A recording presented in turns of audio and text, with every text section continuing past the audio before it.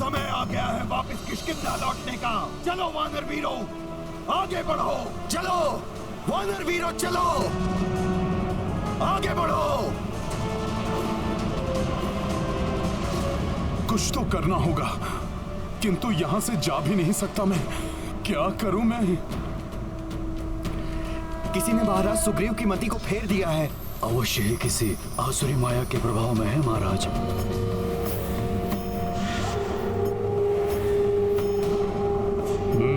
महाराज विभीषण संकित होकर यहाँ वहां ढूंढ रहे हैं। शीघ्र चुप जाओ। प्रभु श्री राम के कार्य में कोई बाधा नहीं आने देगा हनुमान।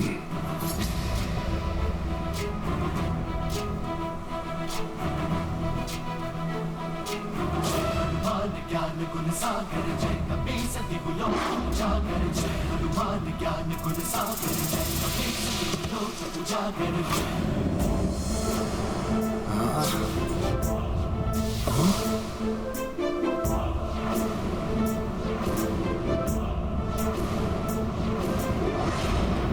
हनुमान, हट जाओ मेरे मार्ग से। इस आसुरी माया के प्रभाव को नष्ट करने के लिए मुझे योग विद्या का सहारा लेना होगा।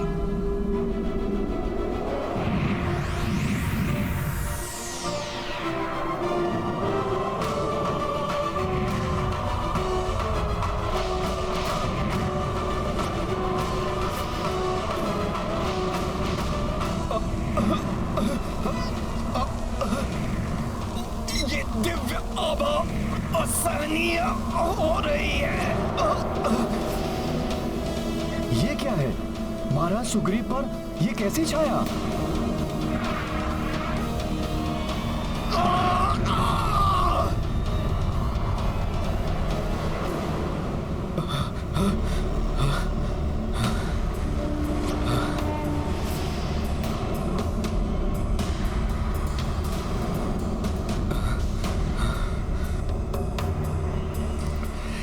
क्या हो गया था मुझे? इस दुष्ट वानर के तेज के समक्ष मेरा सम्मान प्रभाव कम हो गया है। प्रतीत हो रहा है जैसे महाराज सुग्रीव की तंद्रा टूट गई हो। कैसे हुआ ये? युवराज अंगद, जिस व्यक्ति के मूलाधार चक्र आदि सातों कुंडलियां जागृत हो जाती हैं, वो असीम तेज से संपन्न हो जाता है। उसके समक्ष कोई भी आसुरी शक्ति टिक नहीं पाती। प्रभु श्री राम से भेंट करने के उपरांत हनुमान के भी सातों चक्र जागृत हो गए थे। मैं यहाँ रथ पर? कहीं मैं वापस लौटने के लिए? नहीं, अवश्य मेरे साथ कुछ हुआ है।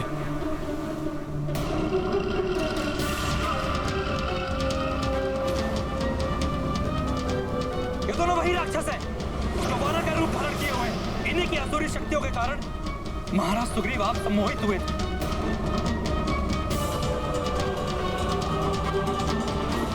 और अपनी समस्त सेना को वापस लौटने का आदेश दे रहे थे।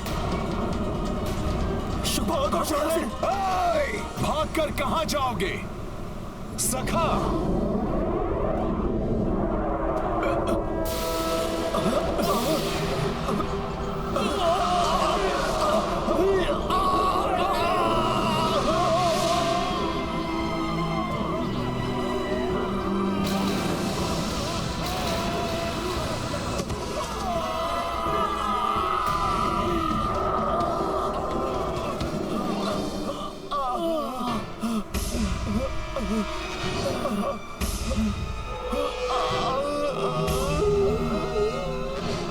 मुझे सम्मोहित करने का दुस्साहस किया तुम दोनों ने। तुम हमारे वानर योद्धाओं में से नहीं हो। अपना वास्तविक रूप धारण करो। बताओ कौन हो तुम?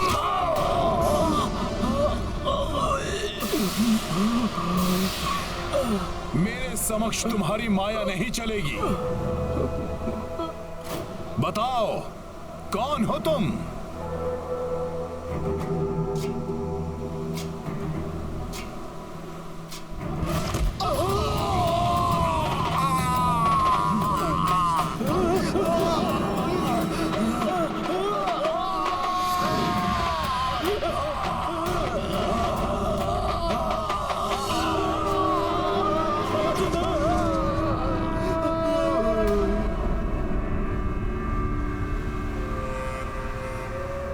तुम दोनों ने प्रभु श्री राम के विरुद्ध कार्य करने के लिए मुझे विवश किया। वे तो मेरे मित्र, मेरे भ्राता ही नहीं, मेरे भगवान हैं। मेरे प्रभु श्री राम के कार्य में बाधा डालने का दंड मिलेगा तुम्हें। ये दोनों लंकेश रावण के गुप्तचर हैं, शुक और चारण।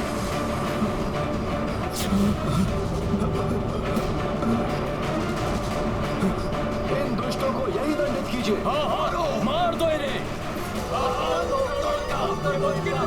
इन दुष्टों को यही दंडित कीजिए। मार दो क्षमा करें वानर श्रेष्ठ, हम तो अपने स्वामी के आदेश का पालन कर रहे थे। क्षमा के योग्य नहीं तुम दोनों असुर।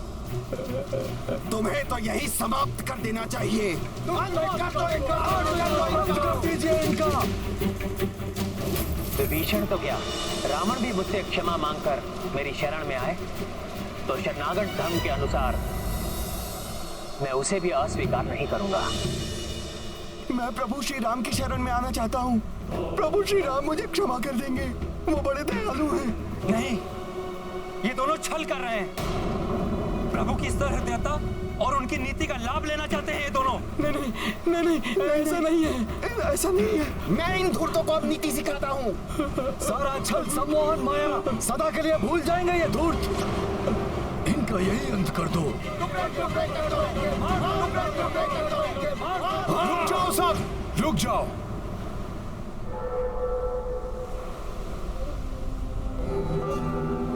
ये प्रभु श्री राम की शरण मांग रहे हैं। ऐसे में हम इनका वध करके प्रभु श्री राम की छवि धूमिल नहीं कर सकते। प्रभु इनके लिए जो निर्णय करेंगे वही मान्य होगा। हाँ, प्रभु की सहमति के बिना हम इन्हें कोई क्षति नहीं पहुंचा सकते। प्रभु श्री राम तो पूजा में लीन हैं। लक्ष्मण भैया, अब आप ही बताइए, इन दुष्टों के साथ क्या करना है? हनुमान जी उचित कह रहे हैं। जब भैया श्री राम की पूजा और ध्यान संपन्न हो जाएगा, समुद्र देव प्रसन्न होकर हमें लंका तक जाने का मार्ग दे देंगे, तब भैया श्री राम ही इन दोनों के भाग्य का निर्णय करेंगे। तब तक इन दोनों को कड़ी निगरानी में रखना होगा।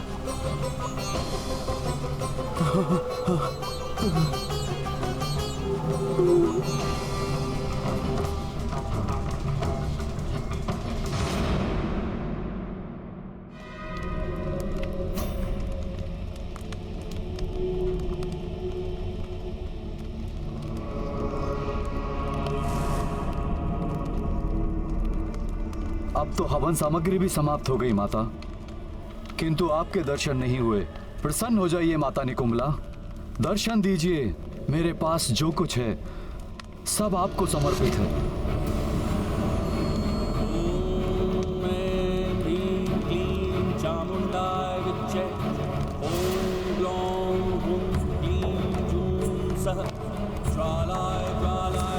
ज्वल प्रज्वल प्रज्वल स्वाहा।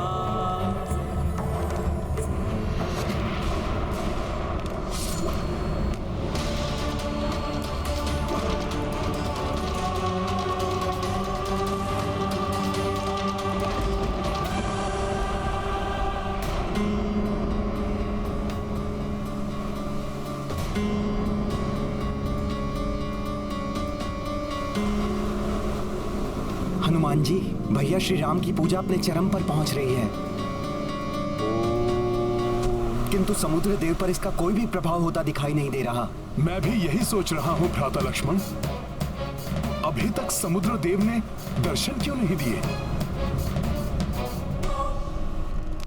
माता निकुंभला, आपको दर्शन देना ही होगा, अन्यथा आपके इस भक्त का मात्र जीवन शेष बचा है। इसे भी आपको अर्पित किए देता हूं।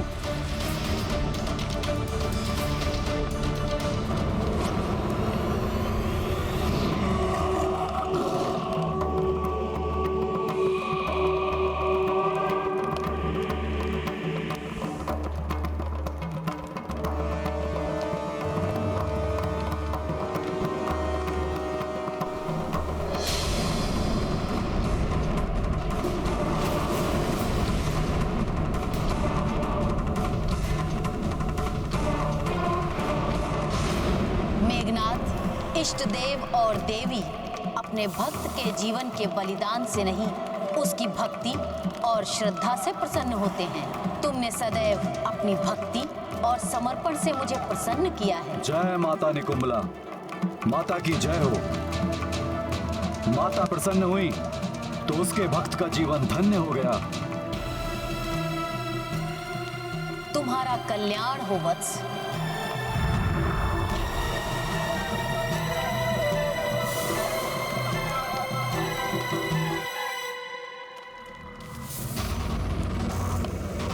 इस बार तुमने विशेष रूप से उग्र पूजा की है मेघनाद। क्या विशेष चाहते हो तुम? माता, मुझे अमरता का वरदान दीजिए। वत्स मेघनाद, मैं तुम्हारी रक्षा तो कर सकती हूँ, किंतु अमरता का वरदान नहीं दे सकती। मात्र सृष्टिकर्ता ब्रह्मदेव ही दे सकते हैं। ब्रह्मदेव? परंतु माता, ब्रह्मदेव को प्रसन्न करने के लिए तो वर्षों तक घोर तप करना पड़ता है। तुम्हें कदाचित स्मरण नहीं है मेघनाद, जब तुमने देवराज इंद्र को बंदी बना लिया था, तब ब्रह्मदेव ने उन्हें मुक्त करने के लिए तुम्हें एक वरदान देने का वचन दिया था। तुम उसी वचन का लाभ उठा सकते हो। ब्रह्मदेव शीघ्र दर्शन देकर तुम्हें इच्छित वरदान दे सकते हैं। माता निकुंभला, आपने तो मेरी समस्या का सहज ही समाधान कर दिया। आपका बहुत बहुत धन्यवाद माता। सफल मनोरथ भव।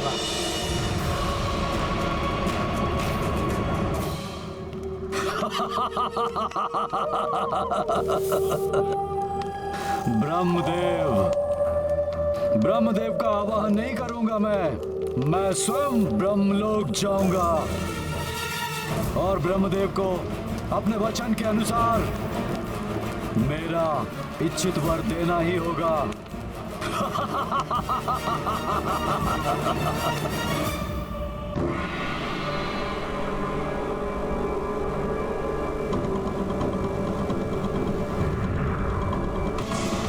आपका वियोग मैं एक माह से अधिक नहीं सह सकूंगी।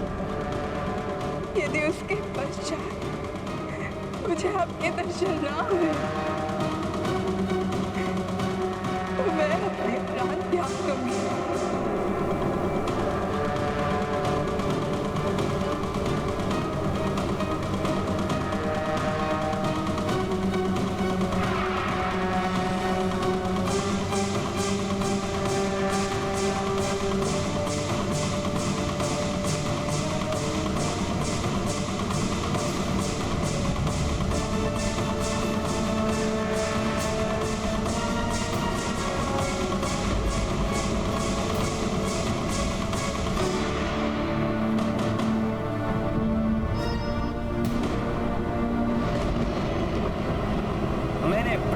की, मांग नहीं की। मैंने श्रद्धा पूर्वक विनती की, आदेश नहीं दिया। मैंने पूजा की, कठोरता नहीं दिखाई।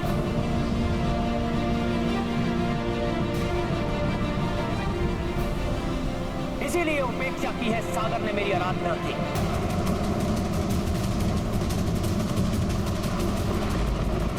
मेरी पूजा और श्रद्धा का कोई सम्मान नहीं है सागर की दृष्टि में।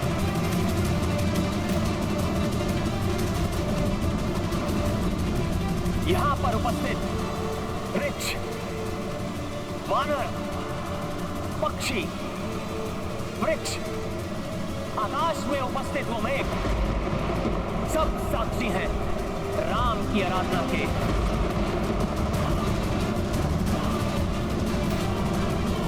राम के उस विनम्र निवेदन के जिसे ठुकराकर सागर ने अपनी निष्ठुरता का परिचय दिया है। ढीठ से प्रार्थना, कुटिल से प्रेम, निष्ठुर से विनती का कोई लाभ नहीं होता। उन्हें मात्र भय से वश में किया जा सकता है।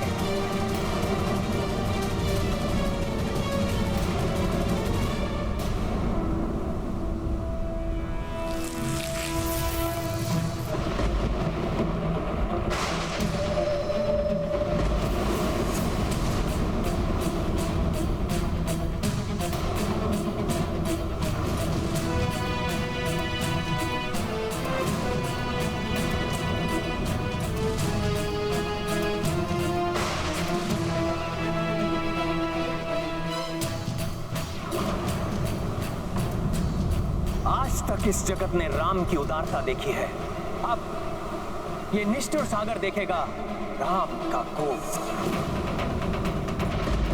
सत्य है सागर, भय बिनो हो ही न बीती।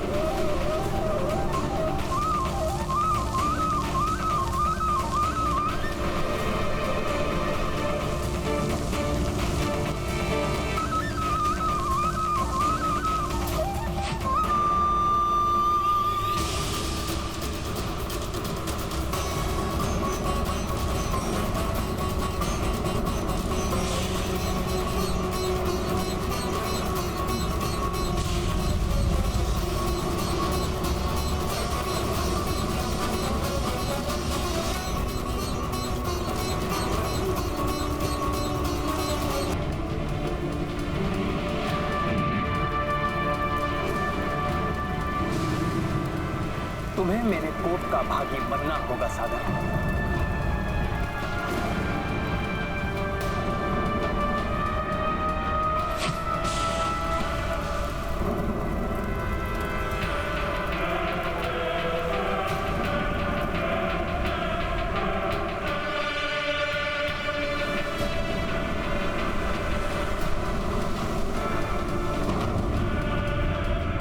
हे निष्ठुर सागर, बहुत घमंड है ना तुम्हें अपनी इस विशालता पर। सुखा दूंगा मैं तुम्हें ब्रह्मास्त्र के प्रहार से, सुखा दूंगा मैं तुम्हें ब्रह्मास्त्र के प्रहार से, सुखा दूंगा मैं तुम्हें ब्रह्मास्त्र के प्रहार से।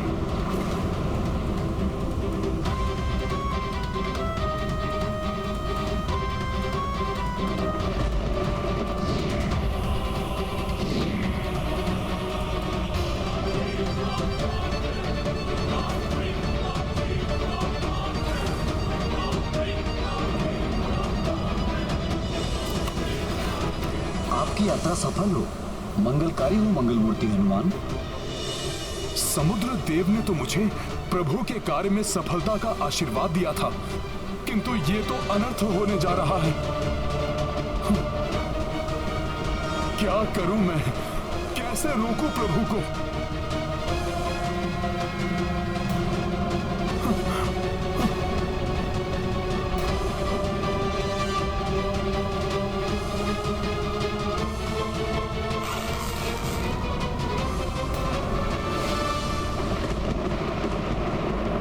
प्रभु बस, प्रभु प्रभु त्याग दीजिए इस क्रोध को, अन्यथा आपकी ये क्रोधाग्नि सागर के साथ साथ इसमें निवास करने वाले सहस्त्रों सहस्त्र निरीह जीवों के जीवन को भी लील जाएगी। हाँ भैया, आप जैसे संयमी महापुरुष को मात्र सागर के हट के कारण इस प्रकार क्रोधित होना शोभा नहीं देता। हाँ प्रभु, अवश्य ही समुद्र देव की कोई विवशता रही होगी, इसीलिए उन्होंने दर्शन नहीं दिए। अन्यथा जब मैं माता सीता को ढूंढने जा रहा था तो स्वयं समुद्र देव ने आकर मुझे सफलता का आशीर्वाद दिया था। हम शीघ्र ही समुद्र लांघने के लिए कोई अन्य विकल्प ढूंढ लेंगे प्रभु।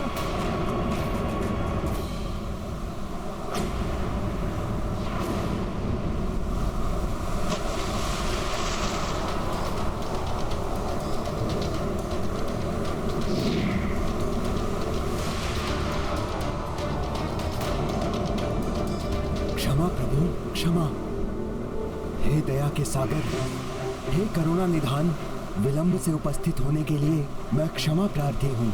आपको तो ज्ञात ही है कि प्राकृतिक स्वभाव के अनुसार कोई सागर को लांघ नहीं सकता, किंतु आप समुद्र को लांघे जाने के लिए समुद्र को मार्ग देने का आग्रह कर रहे थे। यदि समुद्र अपने स्थान से हटा तो प्रलय की स्थिति उत्पन्न हो जाएगी। इसका क्या उपाय हो सकता है? इसी सोच विचार में लगे होने के कारण से विलंब से उपस्थित हो पाया मैं।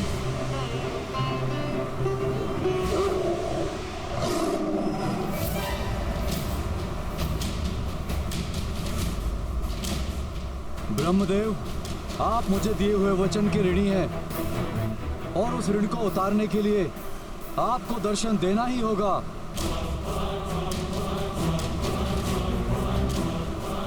आपकी क्षमा प्रार्थना तो उचित है, किंतु मुझे अपनी सेना के साथ सागर के पार लंका जाना है।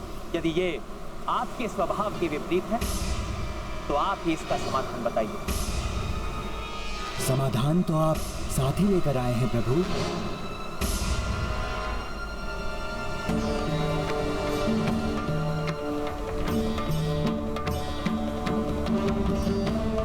साथ लेकर आए हैं अर्थात? हाँ हनुमान, आपके मित्र नल।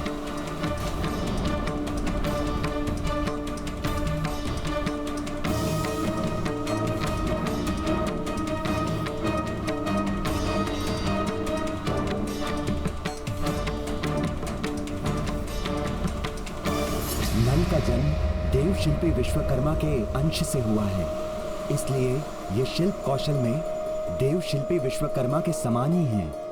अतः नल कुशलता से सागर पर सेतु बांध सकते हैं।